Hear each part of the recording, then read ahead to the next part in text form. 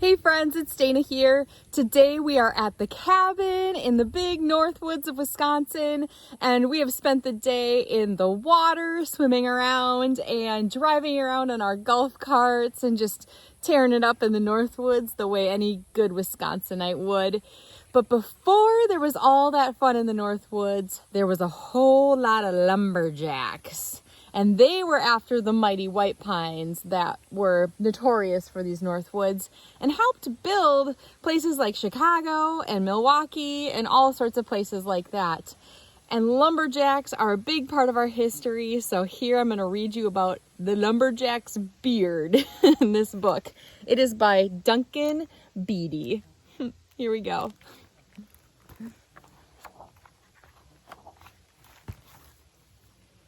Big Jim Hickory was a lumberjack. He lived by the forest in a little log cabin. He had burly shoulders and a big, bristly beard.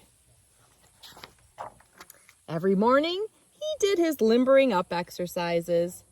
It's very important to limber up if you're a lumberjack. After a hearty breakfast of pancakes and maple syrup, Jim slung his trusty axe over his burly shoulder and headed out into the forest.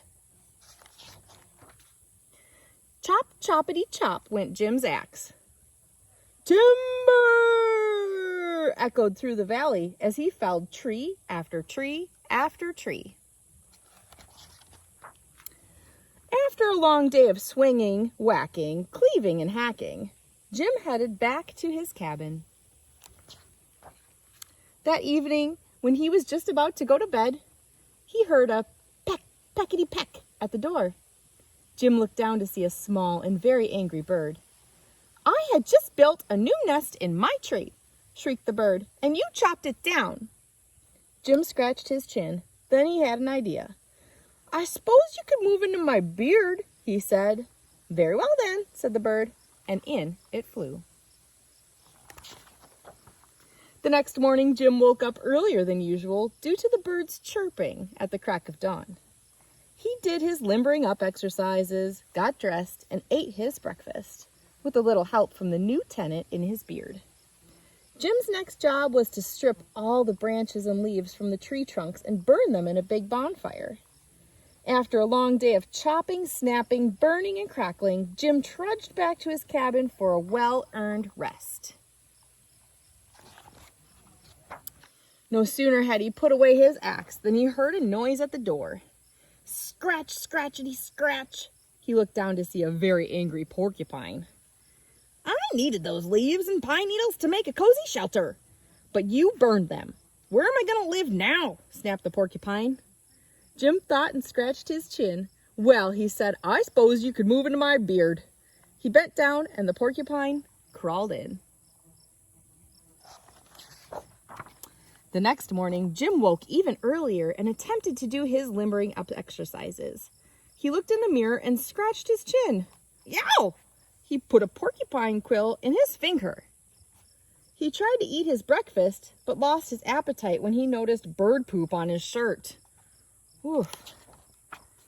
Jim's job that day was to float all the tree trunks down the river to the lumber yard. One by one, he rolled the logs into the fast-flowing river. After a hard day of lugging, splashing, rolling, and crashing, Jim swaggered back to his cabin. Thump, thwumpity thump went the door. He looked down to see a very angry beaver at his doorstep. "I spent all day building my dam, and it got smashed to bits by those logs you threw in the river," it snarled. Without a word, Jim picked up the beaver and put it in his beard.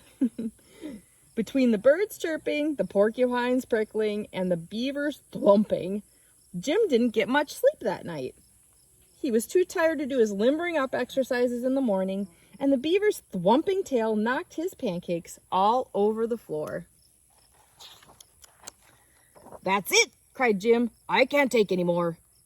You all have to move out today." "But where will we live?" cried the animals. As Jim scratched his chin, he had a brilliant idea. He went into his bathroom, took out a razor, and began to shave off his big, bristly beard. Then he took a pair of Then he took the hare and piled it up on his porch, and the bird, the porcupine, and the beaver all moved into their big, bristly new den. That night, Jim slept better than he had for some time. He woke up and did some particularly vigorous limbering up exercises and put on a fresh plaid shirt. Then he made an enormous tower of pancakes and maple syrup.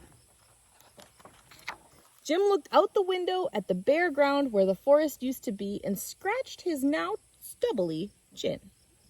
Then he had another brilliant idea. Jim took his shovel and dug hole after hole after hole, and planted tree after tree after tree.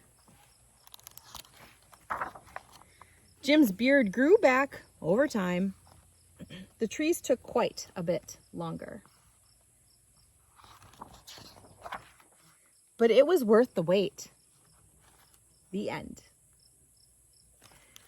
All right, friends, I hope you enjoyed that story about this particular lumberjack, and it certainly is worth the wait. Look at all of the beauty that we have to enjoy now, over 100 years later. Thanks so much for reading with me, friends. Have a great day. Bye.